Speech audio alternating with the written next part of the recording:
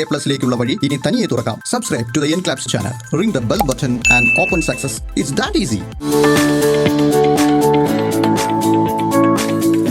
In all things of nature, there is something of the marvelous. If you truly love nature, you will find beauty everywhere.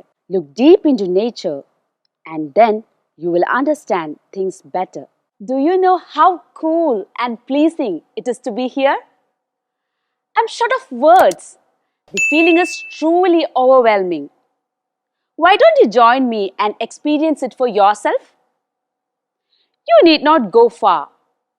As I have said before, just step outdoors and amble through the lap of nature. Nature, the word itself triggers my imagination. There is so much more in nature to make you fly high in the wings of imagination. Nature has always been a source of inspiration for poetry. Many things in nature create a sense of the sublime in the human mind, which is an overwhelming and inspiring sense of awe and wonder. The greatest writers of all time have turned to nature for inspiration. Why not? Have you heard of William Wordsworth? He is known as the poet of nature. And what more? He always presents nature as an anecdote to the corrupting influences of society. You may click on the Know the World button to know more about the poet. This is truly a feast to my eyes and ears. In fact, to my whole senses. This is happiness beyond measure. We all are in search of happiness, aren't we? This is where we find eternal happiness, endless source of happiness, in the lap of nature. In fact, that's what our poet too experienced while he was sitting in a grove. But he seemed disturbed too, a mixture of emotions out there. Amidst all that, let's see how William Wordsworth unfolds a world of beauty and happiness in his poem, Lines Written in Early Spring. Heard 1,000 blended notes while in a grove. I sat reclined in that sweet mood when pleasant thoughts bring sad thoughts to the mind. Her fair words, the nature link, the human soul that through me ran, and must it grieved my heart to think what man has made of man, what man has made of man.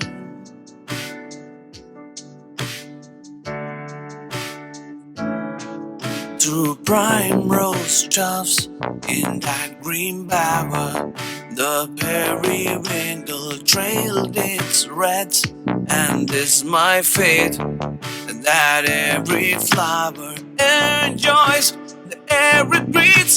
The birds around me hoped and played, the thoughts I cannot measure, but the least motion which they made, it seemed a thrill of pleasure.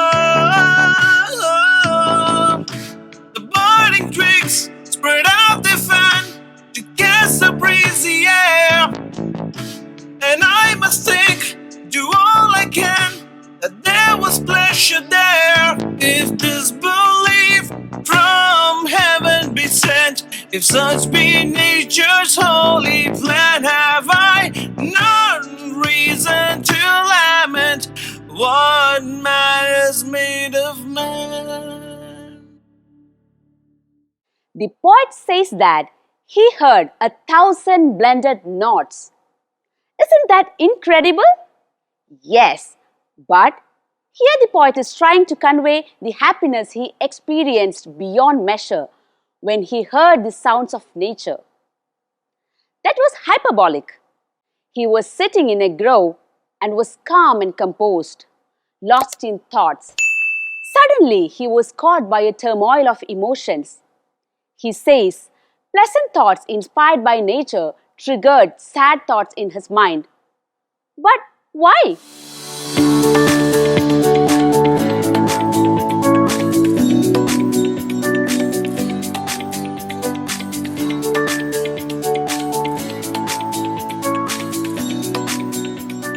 the second stanza, the poet moves a bit away from the beauty of nature unfolding before him and recalls to his mind the misery that humans have caused each other from time immemorial in the form of wars, revolutions, and of course, destruction of the unique habitat.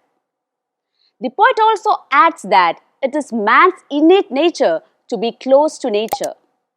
He says that nature is connected to humanity through the very idea of the soul. Nature linked her fair works to the poet's human soul, triggering emotions in him, making him aware of what man has done to man.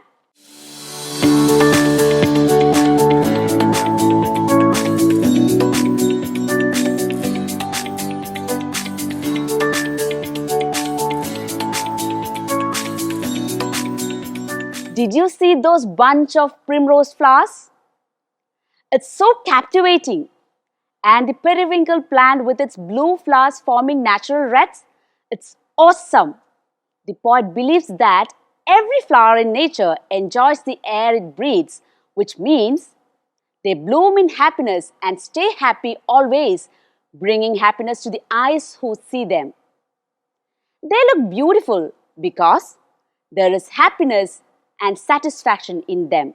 The poet is once again carried away by the sights of birds enjoying their share of happiness in nature, hopping and playing around him with no complaints or grudges. Their happy movements instill pleasure in the mind of the poet, who sits still reclining in the grove.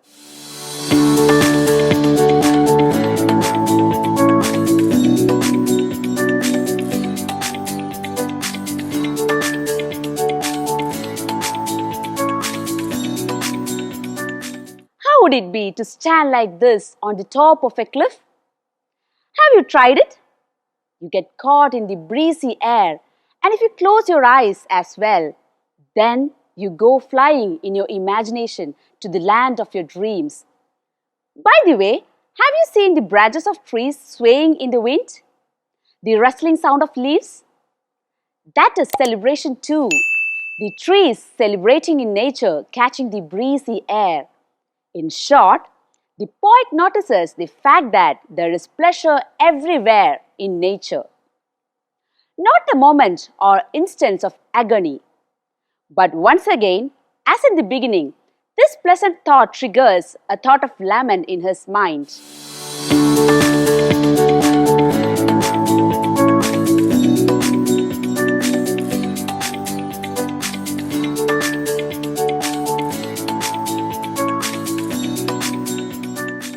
The poem ends on a somber and sad note. The poet admits that the world of nature is untouched by unhappiness, and so it continues on its cheerful mode, while the human soul, bound in its rigid cage of mortality and reason, is left behind to experience the misery of the human world.